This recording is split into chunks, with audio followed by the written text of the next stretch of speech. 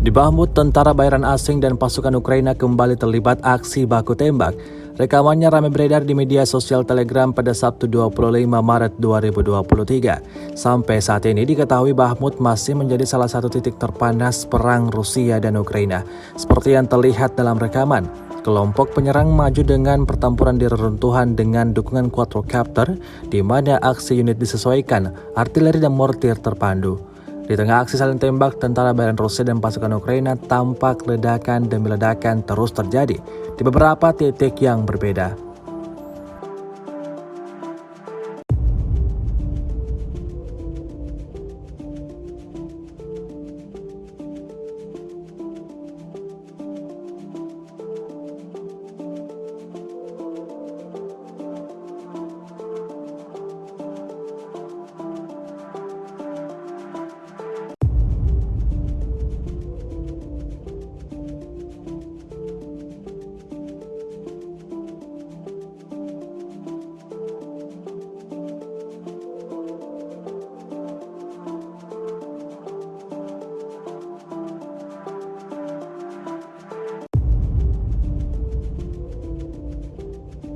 Setahun berlangsung invasi, Rusia melaporkan 404 pesawat Ukraina, 224 helikopter, sebanyak 3.562 kendaraan udara tak berawak, 414 sistem rudal anti pesawat dieliminir sejak awal operasi khusus. Sedangkan dari kubu Kiev, Kementerian Pertahanan Ukraina melaporkan 1.020 tentara Rusia dieliminir dalam 24 jam terakhir.